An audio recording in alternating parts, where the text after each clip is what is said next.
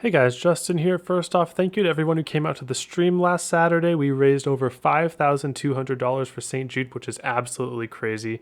I can't believe what we all accomplished, and I'm really thankful for you all. But other than that, let's get right to the lap. Becoming something of an issue. Yeah.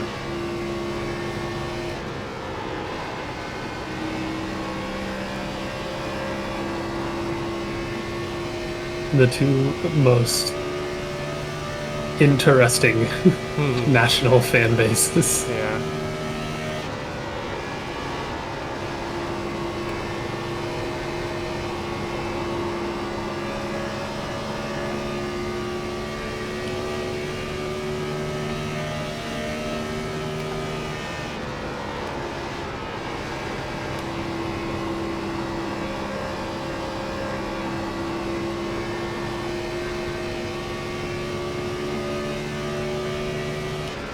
Oh my god, 702!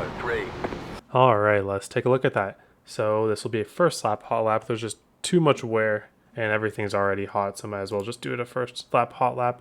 So doing the run up here, we are going to just run the top. So you see I breathe out of the throttle to about half for just a little bit. So like while I'm just about to start entering the turn, I breathe out to half for like a blip and then get back into it. But I'm not getting back into it fully. I'm getting back into it partially, and I actually messed up here.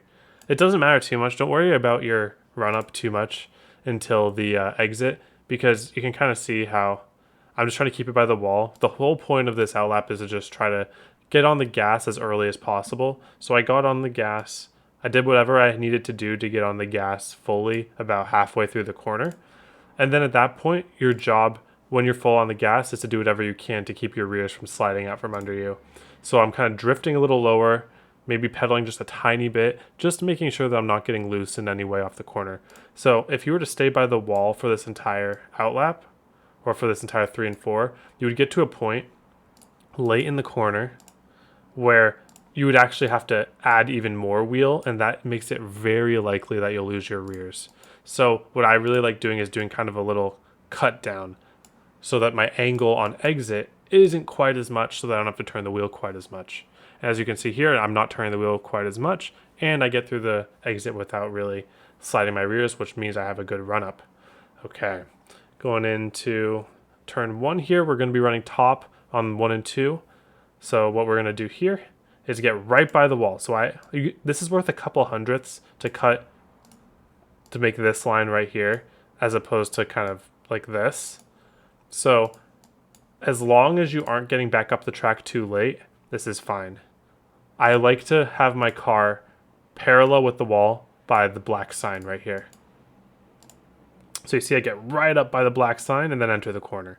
So you see I enter the corner. I would play it around whether I liked doing an early or late exit or entry respectively. I found that kind of dive bombing it a tiny bit could actually work. I did try a few times, like letting out just after the black sign, but it was a little bit slower. So in this case, I get out of the gas right about when the safer barrier changes. You see where this wall kind of indents right here and the safer barrier changes? That's about when I get on the brake. So off the gas, drag the brake very slightly. At this point, I am aiming my car down to the seam. I don't want to be going straight because this isn't about tire saving. This is about eking out hundredths of a second. So I try to turn my car while it's still tight down the hill and go back to partial throttle almost immediately. Watch that one more time. Brake to partial throttle. I had to back out just a little bit or else I would have slid up into the wall. Ideally, you won't have to do that, but you can see here, I had to back out just a little bit, but then now I'm just raising the partial throttle and I'm trying to get to full throttle as early as possible. When can you get to full throttle? You can get to full throttle when your car wants to go from high to low instead of low to high. If your car is still drifting low to high, you cannot go full throttle yet. If your car is starting to make that kind of turn down the hill, that's when you can go full throttle, and it's all about keeping your rears under you from here. I was holding it not at full, but at like 75%. That's what I needed to do in order for the rears not to kick out. So you just hold it at whatever gas you need to so that it doesn't get loose. And I found that was about 75%. And lastly, make sure that you're not looking at the actual wall. I always talk about this when there's wall ripping. Don't look at the wall. Look at the line that you're trying to hit. That's more important, and they're not going to move in respect to each other, I promise you. Okay, so I was able to get to full throttle, kind of carry a good amount of speed off the corner. And now we're going to go into 3 and 4. I was messing around with 3 and 4. I tried top. It was okay. It wasn't bad, but the bottom is just a little bit better in my opinion. The reason that the top is not good enough in my opinion is because the angle of the exit is just a little bit too much for me to keep the momentum that I want to keep up. So I'm going to be going for a slightly late apex, but still trying to get to the white line. We're going to do that by letting out a little bit earlier than you may think. Looks like the point is, again, just about where the safer barrier change happens. Like right here where that safer barrier change happens. And then what I do is I get out of the throttle to partial in 2 stages. Ideally, you're a little smoother than I am, but I found a little trick where like if you just do 2 stages of full throttle, half throttle, no throttle to brake, that is a lot more stable than just going from full throttle to brake, and you don't have to think about being smooth too much. So I'm dragging the brake at a very small percent, but I'm getting back on the throttle almost instantly. I had to double pump because I felt like I was going to miss the white line. Ideally, you won't have to do this, but it didn't cost me much time. So a little brake, and then I'm instantly back on the throttle. Let's pretend that I didn't have to do that double pump. And it should just wrap the white line like this. Hold it at partial throttle, let the car slide up the hill on its own, and then the moment that you're able to unload the wheel, go full throttle. Do not go full throttle until you are unloading the wheel, or else you will drive straight into the wall. Just fight the urge. You might think that you can, but you just won't. You'll either hit the wall or have to turn the wheel harder and cause a tight to loose condition. Okay, so partial throttle. Slowly raise it as we're wrapping the white line. Hold your steering wheel. Don't test it too much. Car starts sliding up. Let the wheel unload. Then full throttle once the wheel unloads. And then finally cut down the apron. Make it one smooth motion, and get to the start-finish line. Alright, now let's go talk about some long run stuff. Alright, so I did a 25-lap long run here, and boy is it challenging. It wants to murder you, this car. 65, 72 on the right rear, 71 on the left rear. Just the name of the game is just keeping this thing as straight as possible in the corners and not getting sideways. You can see here on my lap times, after like lap 10 or so, this thing just falls off a cliff. Like, you really want to be taking care of your tires from the beginning because you're falling off almost instantly. So I ran only 1 lap under 31 seconds. So you can see here, I was running let me turn this down for you guys. So I was being really early out of the throttle, and then just dragging the brake and keeping it on the bottom, and then just holding the steering wheel and kind of wrapping the bottom. And you see that was way too much wheel and exit. So that comes from just trying to not having the right angle here, so I had to turn the wheel more, and that caused me to get loose. You want to be on the white as late as possible so that you don't have to use that sort of steering wheel. Now there's 2 ways you can do that. If you wrap the bottom like I'm doing right here, you just have to be longer on the brake or partial throttle than I was. I was a little presumptuous getting back to full there. Or you can late apex the corner. Let's see when I do it. You can also late apex 1 and 2. Kind of, yeah, look at this. So I rate really long and then go all the way down and apex like 3/4 of the way through the corner, and that makes exit a little bit easier. Even then, it's not easy, and that still wasn't great. Let's see if I was able to do it here. Oh, I went back to the bottom there. Sorry. We'll go to, I started doing late apexes pretty early on. So there, you can see I'm trying to keep it on the bottom for as late as possible. Honestly, that might even still be pushing a little too hard for that point of the run. And then 3 and 4, it's kind of the same idea. So you see how I start out, I set up wide, and then get to partial, and then just really try to stay on the bottom as late as possible, because this angle here that you have to get off the corner is killer if you're just wrapping the bottom. So you really have to try to straighten it out as much as possible, and even then, the rears are just going to want to kick out. So it'd probably be a little bit smoother on throttle than I was, so that you don't have to deal with that as much.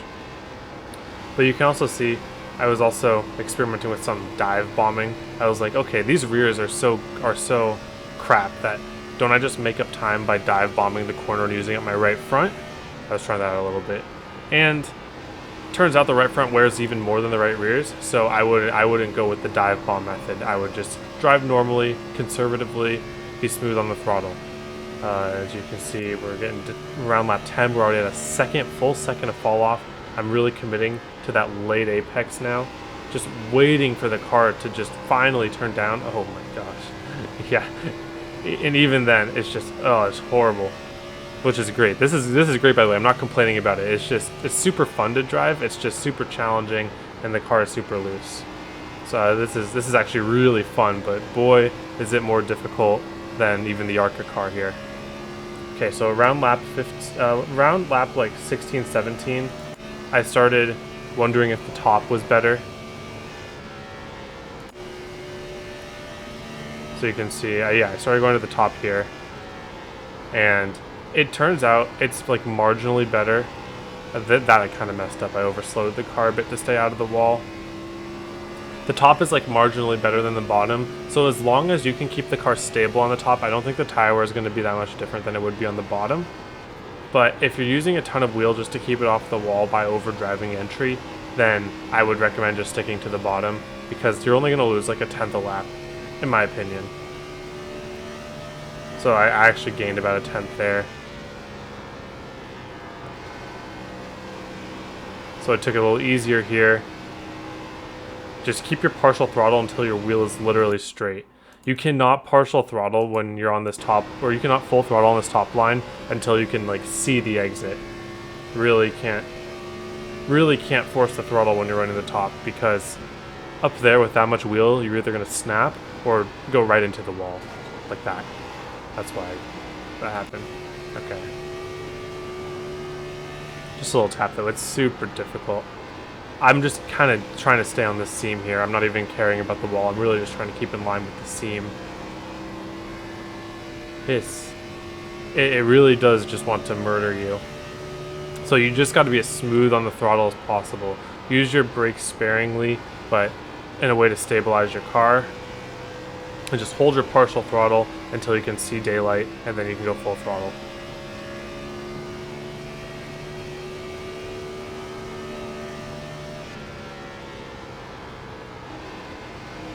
So we can see I tried the bottom a couple more laps here. I think I might have tried it on this lap, and it was, yeah, about a tenth slower, which isn't bad.